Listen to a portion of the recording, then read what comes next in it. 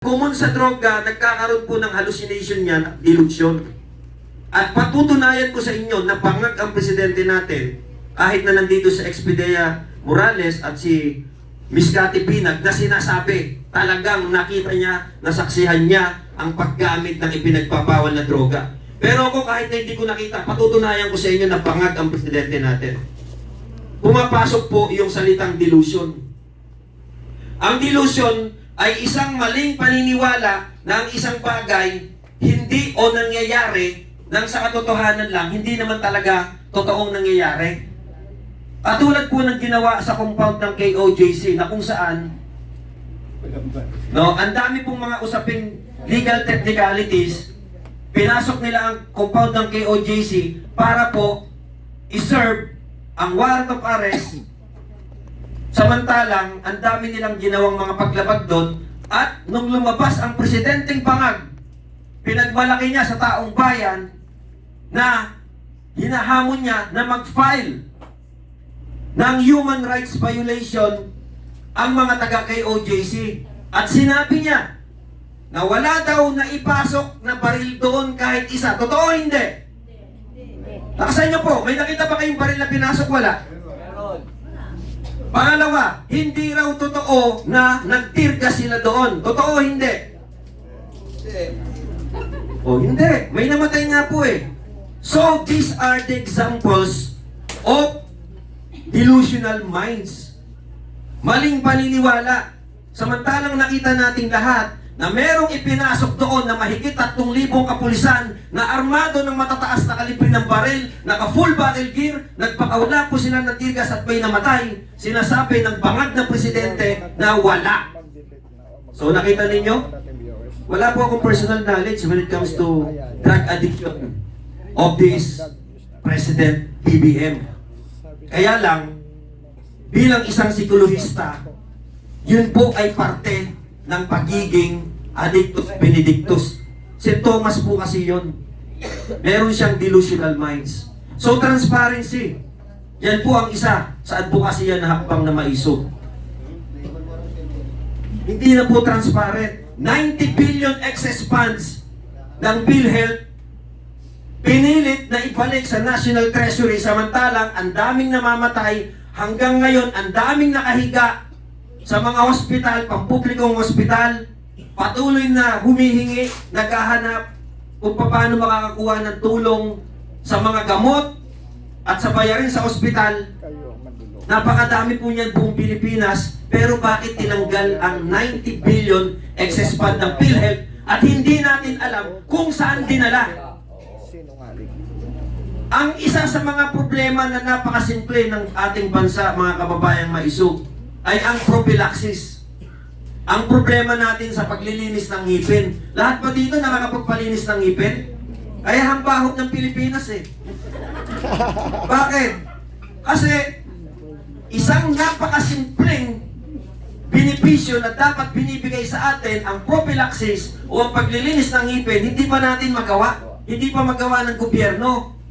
Alam niyo po ba, ang bunganga, ang pinaka maruming parte ng bahagi ng ating katawan. Diyan po nagmumula ang lahat ng sakit. Dahil diyan po pumapasok ang lahat ng pagkain na ating kinakain. Napakadumi po ng bibig. Pero simple lang po ito. Bakit kukunin ang 90 billion excess funds? Bakit hindi ibigay sa mga Pilipino, may sakit man o wala, malinisan lamang ang kanilang mga bunganga na pinag-uugatan ng sakit? So nakita po ninyo, simple lang yan. Mamaya pag narinig nyo po ang ating mga resource persons, resource speakers, sana po magising kayo. Pangalawa, 5,500 flood control projects. Ilang beses binayo ng habagat ang NCR at ang Quezon City. Nung primero, nagpakita sila, nagpakita sila na namigay ng ayuda. Pero itong mga sumunod, isang kagaguhang malaki na ang sinalanta ng habagat ay ang Metro Manila NCR, namigay ang demonyong si Tambaloslos Romualdez, Martin Romualdez, ng ayuda sa Davao. Ang layo nun! Bakit Davao? Sino po ang mga binaha dito? Ang dami. Nakatanggap po ba kayo ng 5,000 pesos tsaka bugas. Meron? Oh, yan ang sinabi ni Martin. Why bugas? Diba? So, hindi po naging malinaw sa atin, mga kababayan maisog. Ano ba nangyayari sa gobyerno natin? So, walang transparency. Pangalawa, walang accountability. Ang pagnanakaw is very rampant ngayon sa Kongreso. Pinipilit idiin ang Vice Presidente sa terminong disallowances ng budget. Gustong iparating sa atin na yan ay ninakaw, samantalang sa totoo lang, hindi pa naman maituturing yan na korupsyon o pagnanakaw. Yan po ay isang remarks ng Commission on Audit na kailangan ipaliwanag ng Vice Presidente o ng Office of the Vice President bakit hindi kailangan i-disallowed ang allowances na yon. Pagnanakaw ba yon?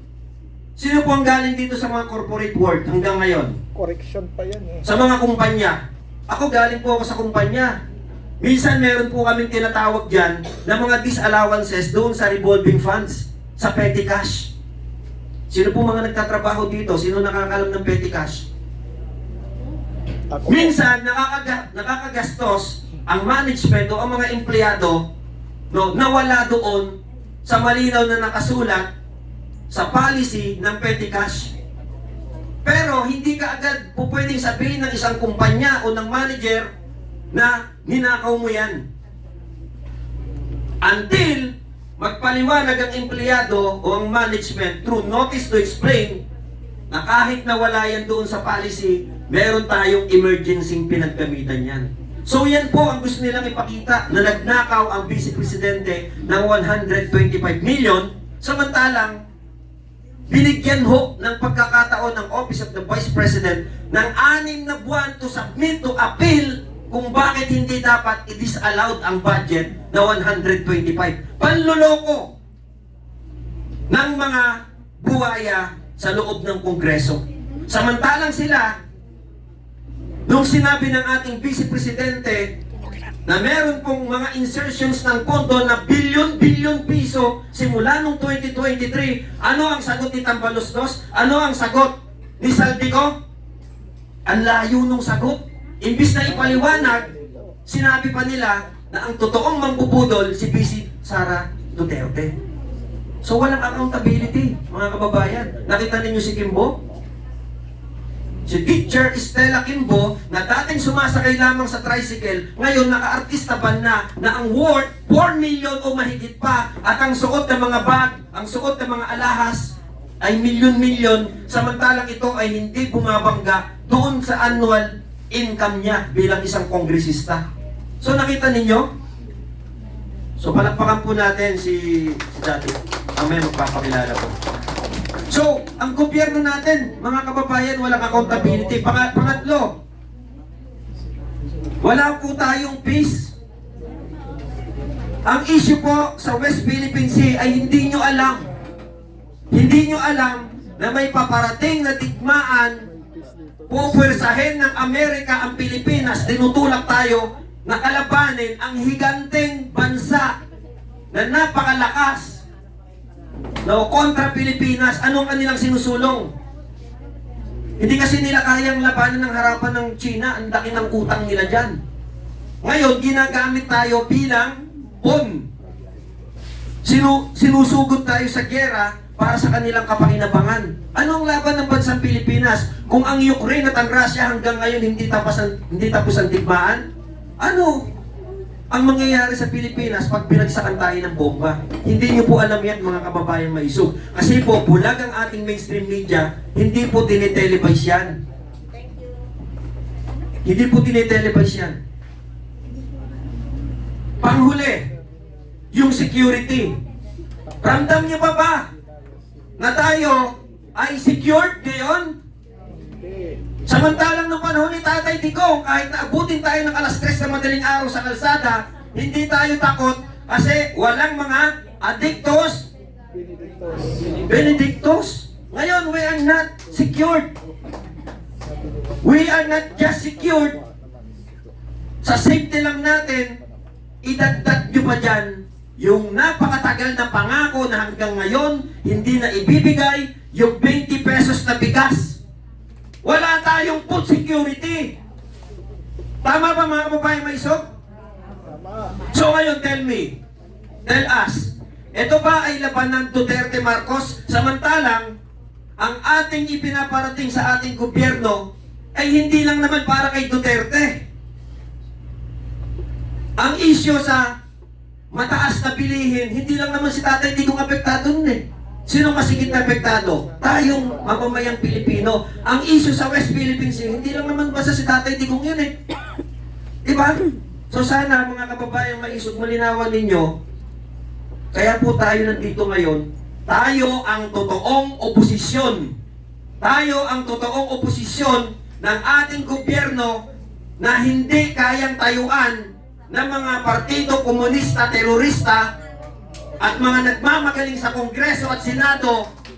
Tayong mamamayang Pilipino na lamang ang tatayo para ipakita sa administrasyong bangag na tayo ay hindi natutuwa sa kanyang pamamahala na walang direksyon. Mabuhay ang maisog! So marami pa ho tayong i-discuss.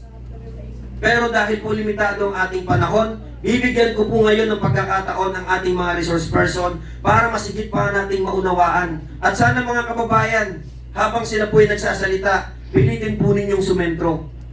Pilitin po ninyong makinig. Bakit po? Kasi meron po tayo lahat obligasyon sa ating bayan bilang isang Pilipino na nakasulat sa titik ng ating pambansang awit na pag yun ay nagawa mo, masasabi mo na ikaw talaga ay totoong Pilipino. Yun ay isang dakilang obligasyon bilang Pilipino na isinasantabi natin. Kaya ang bansa natin patuloy na nalulugmok, patuloy na nahuhuli, samantalang ang gagaling naman natin mga Pilipino. Tama mali? Kaya kung ikaw ay Pilipino, yakapin mo ang huling lirikong nakasulat sa ating pambansang awit. Ang mamatay ng dahil sa'yo.